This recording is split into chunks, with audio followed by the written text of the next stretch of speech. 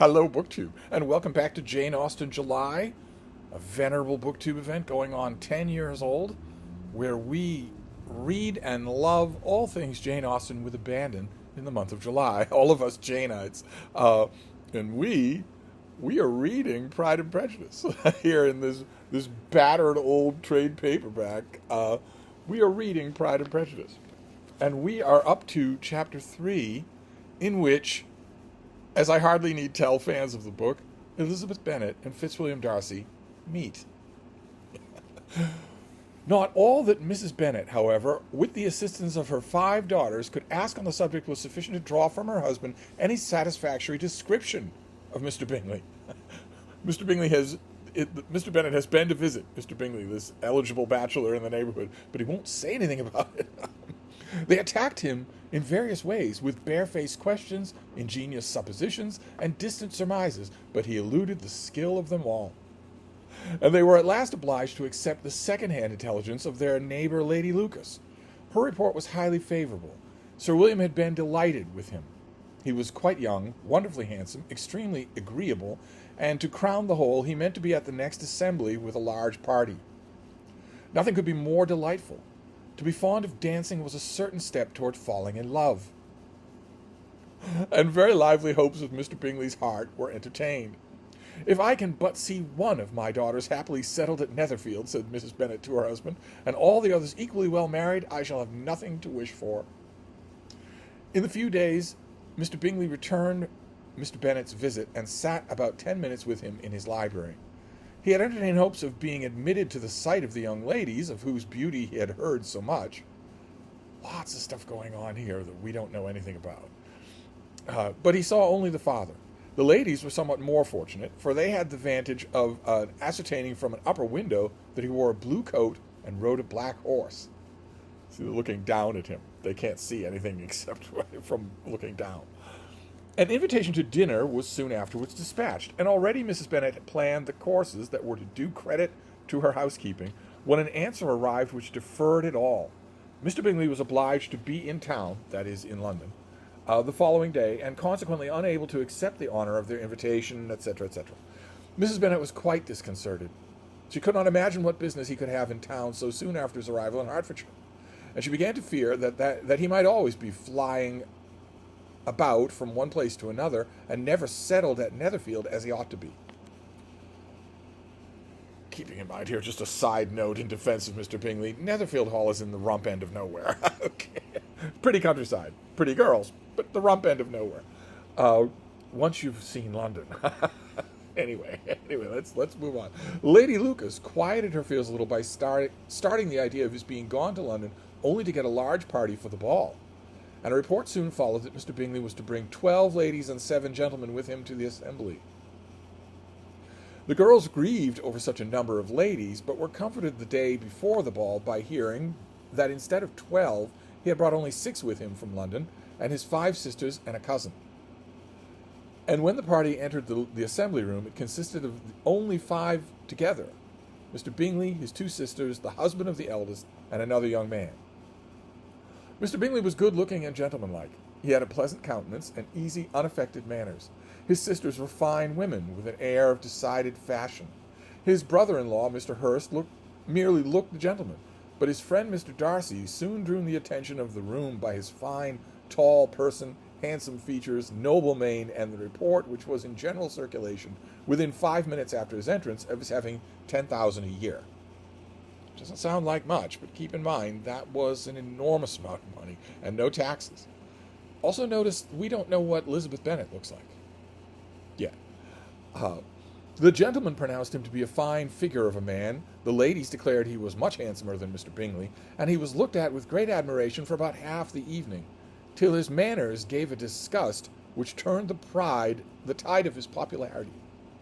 For he was discovered to be proud, to be above his company, and above being pleased, and not all his large estate in Derbyshire could then save him from having the most forbidding, disagreeable countenance, and being unworthy to be compared with his friend.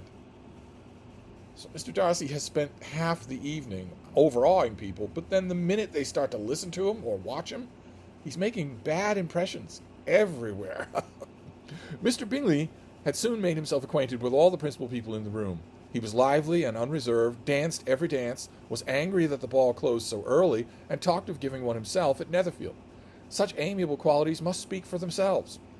And yet here you are describing them. What a contrast between him and his friend. Mr. Darcy danced only once, and with Mrs. Hurst, and once with Miss Bingley, declined to be introduced to any other lady, and spent the rest of the evening in walking about the room, speaking occasionally to one of his own party. His character was decided. He was the proudest, most disagreeable man in the world, and everybody hoped that he would never come there again.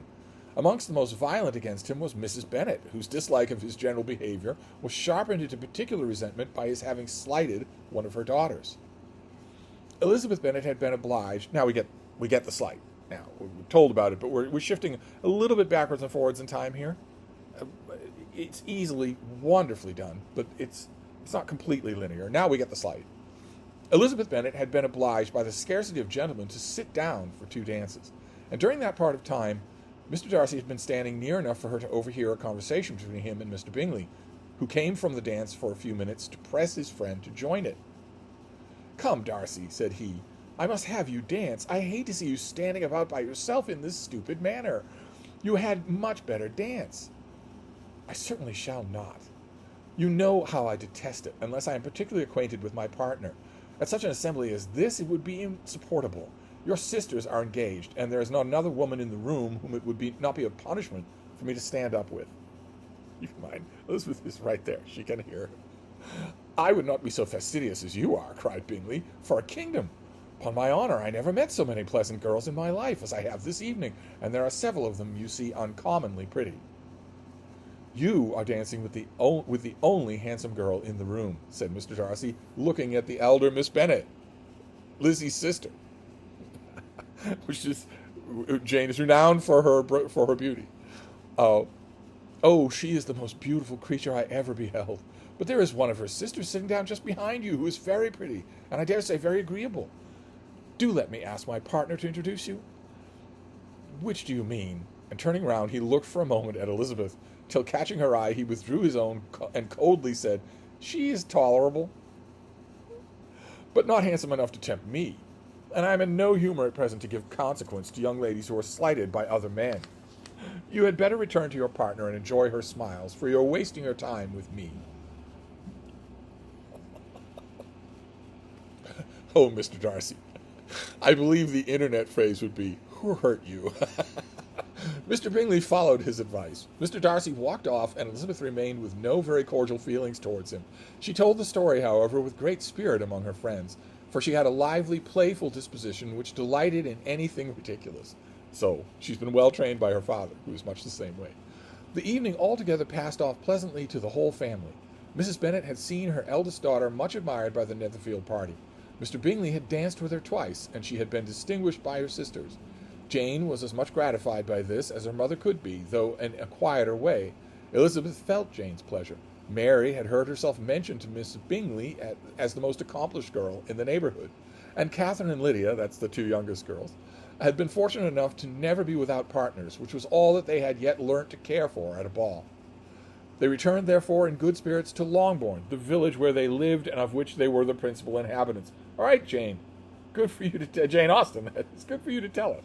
They live in Longbourn, and they are the big people of Longbourn." They found Mr. Bennet still up. With a book, he was regardless of time, and on the present occasion he had a good deal of curiosity as to the event of an evening which had raised such splendid expectations.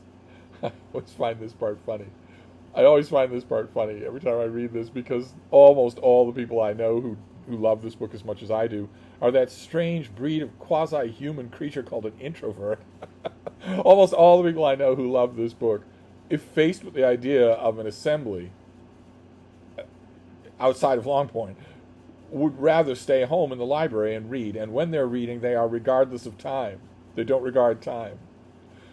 They might want to hear stories when other people's evenings are over, when their friends' evenings are over, but they don't want to go when they get, "Oh, God, please, I'll be drained. Just let me stay at home in the library and read a book."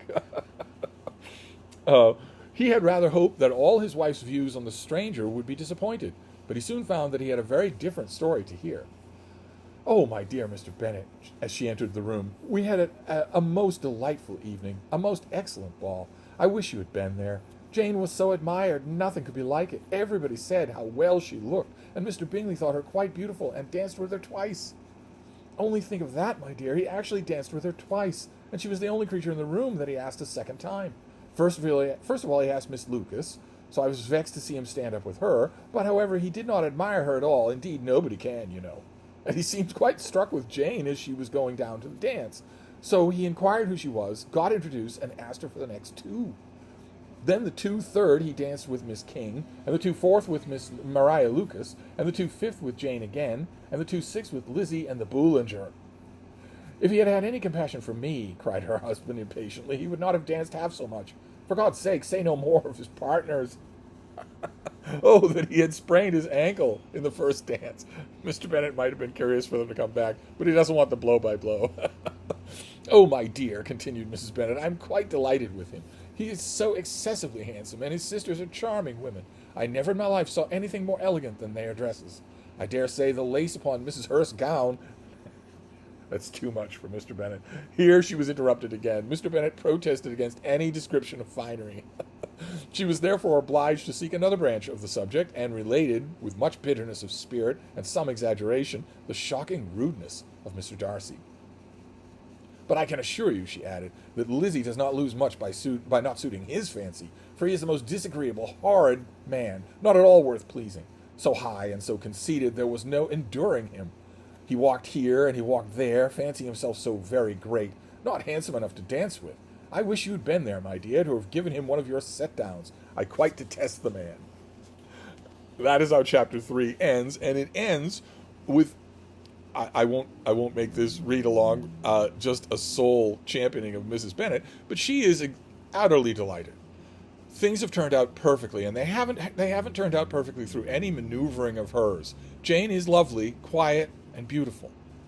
Bingley has fallen for her. Quite naturally, without Mrs. Bennet throwing her at him or doing anything like that. Bingley has fallen for her. That's delightful. And also here at the end of this chapter, Mrs. Bingley tells her husband that she kind of wishes he had been there to put Mr. Darcy in his place with one of his set-downs. What is that? What is that? So we learn now at the end of this chapter that Mr. Bennet doesn't spend all his time moping in the library, and that his sarcastic, irreverent tongue can sometimes be turned on other people. At least sometimes in ways that Mrs. Bennet approves of.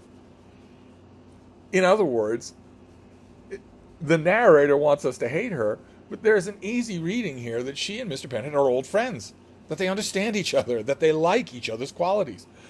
But anyway, the chapter is still glowing because Elizabeth and Darcy have had the very worst possible first meeting. And aside from that, everything has gone well. Mary was praised. The two younger girls didn't care and had a wonderful time. Jane was the favorite of the very object of the letter of Netherfield Hall, the very object of the last two chapters. She finally met him, saw him face to face, and he's never seen anyone more beautiful in his life. Wanted to spend time with her. Things are looking up for the Bennet family. So there you go. There's chapter 3.